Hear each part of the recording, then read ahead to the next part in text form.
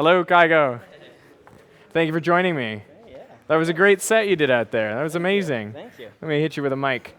So tell me, what did it feel like out there?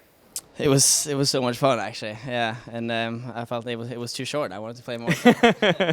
Well, you may not be quite done yet. Is that right? There's maybe a secret, sneaky appearance later in the show. We'll see. Maybe. Yeah, you're not giving anything away. He's holding the cards close to his chest. Tell me, you grew up in Norway, in Bergen? Yeah, in Bergen. And that seems to be a place where a lot of musicians come from. Is there something special that they do in Bergen that makes the musicians grow up there? I don't know. I guess like it is a pretty good music scene in Bergen, like an underground music scene. There's a lot of bands playing on small clubs around in the city. And How did you get into it? How did you get into making this incredible music? I've been playing piano since I was 6 years old. I took piano lessons and took piano lessons for 10 years and then started composing my own melodies on piano, and then I got into electronic music after a couple of years and started producing, and I basically learned myself how to produce. I use YouTube tutorials. But That's pretty amazing. Are you seriously learned this stuff on YouTube? Yeah. So if people are at Everything. home and they're thinking about getting into doing a little bit more of it, I mean, what do you tell them?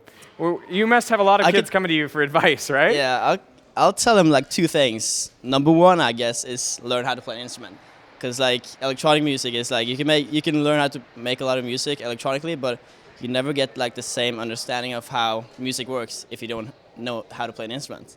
And I feel like I could never make the music I make today without the piano lessons I took when I was younger. So I would say like the number one thing is not only focus on the electronic and technical part, just the musical part, learn how to play an instrument as well. And number two is use YouTube tutorials, because I learned everything. Seriously, Yeah, that is your seriously, number two recommendation. It Don't search for YouTube tutorials right now. Wait till we're done, and then go and learn everything you can via YouTube. It's amazing the things you can learn via YouTube these days. It's very amazing. And what is also amazing is like the people that actually make those tutorials. They do for free. I couldn't be where I am today without them. So I want to thank all the people that make tutorials on YouTube. It's amazing. Yeah. It's amazing how far you've come. Now, has the last year or two been a real whirlwind for you? Can you tell me what that's been like? Yeah, it's been very crazy. It has. 2 years ago, I was sitting in my bedroom just making music with a dream about doing what I do today. And now you're doing it. And now I'm doing it, and it true.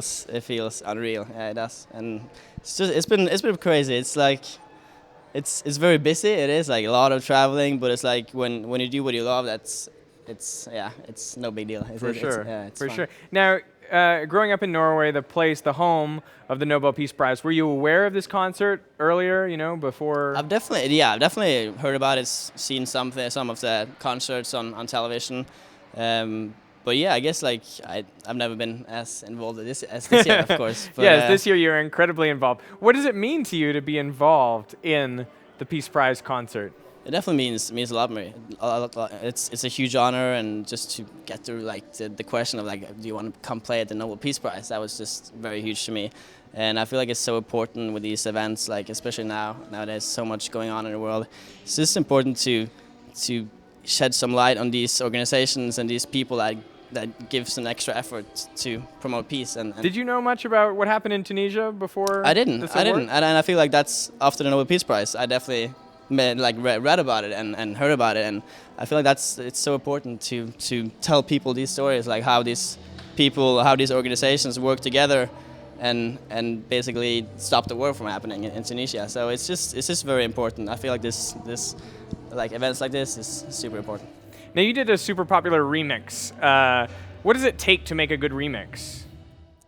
I guess it's hard. I guess like what I've been trying to do with my remixes is I of course want to add my own touch to it. It's very important, but I feel like I've also tried to not change it too much, because there's a reason why people like the original There's track. a core. Yeah. So you gotta try to keep the best from both worlds, kind of. You gotta add what you want to add, but also keep what's good in the original song.